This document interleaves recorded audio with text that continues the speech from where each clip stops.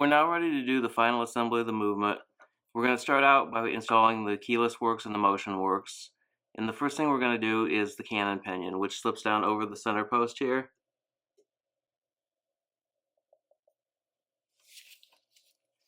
And that's just pushed down and it'll snap into place here. There we go. You heard a little pop as it snapped in. Next we're going to install the minute wheel.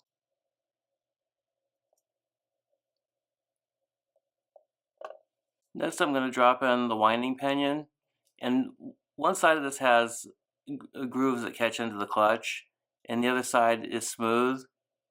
The clutch side needs to go facing toward the center of the movement, and it drops in right here. There we go. The clutch goes in next. Now it's got two sides. One side has the grooves cut into it for interacting with the winding pinion, and that part we put a very thin coating of 9504 grease on, very thin amount. You don't want it on real thick. And then the other end has gear teeth cut into it that would interact with the motion works then, with the intermediate wheel. So we're going to drop this in with the clutch face side facing toward the winding pinion. I've dropped it in there.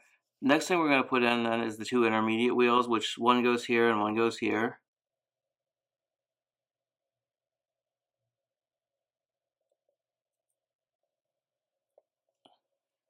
There we go.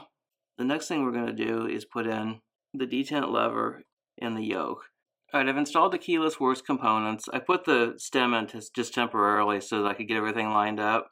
I'm going to have to pull it back out in order to get the movement into the case. But for right now I've got the winding pinion, the clutch, the yoke, which the end of the lever goes into the groove on the clutch, the detent lever, and the spring are all in there. So the next thing I need to do is add on the cover plate, which keeps all this stuff in place and also has the detent spring. Next I've added the detent spring and cover plate, and it's held on by a single screw. Now we need to make sure that the end of the detent spring engages the little pin sticking up from the detent lever, and I'm not going to do that quite yet though. I need to put in the screw that holds the detent lever in place, and that screw goes in from the other side of the movement, so I got to flip the movement over and put that screw in. That screw holds the detent lever in place, and it also keeps the stem in when it's tightened down all the way. So I'm not going to tighten it down all the way. Just I want to tighten it enough to keep this in place, and then I can pull the stem back out so we can get the movement back into the case. Now that screw goes into this hole right here. In order to get that screw back in place that holds the detent lever, I realized that it had to go underneath the barrel bridge.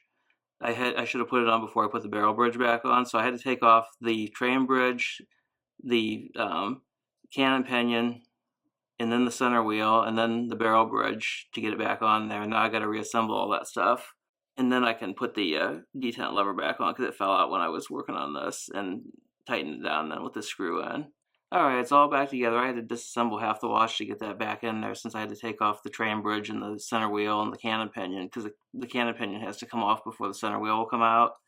Then I had to remove this plate here with the detent spring also. And then finally I got the screw in and screwed in the detent lever and then reassembled everything. I put a little bit of HP 1300 around the base of the cannon pinion, and the purpose of that is to lubricate the hour wheel that goes over the top of the cannon pinion. Now we put the dial washer on.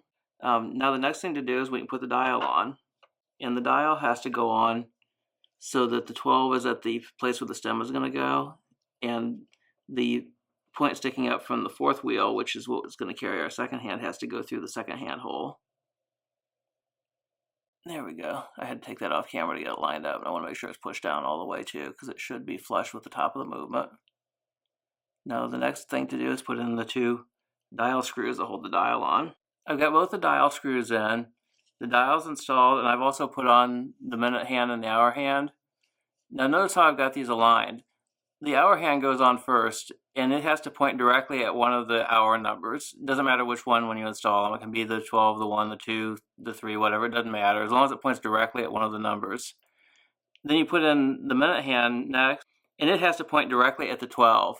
That way, when the watch is running, when the minute hand is directly at the 12, the hour hand will always point directly at one of the numbers for the hours. If you don't have it lined up correctly, you'll have a situation where when the minute hand is at the 12, the hour hand points between two of the hours, and that's not correct.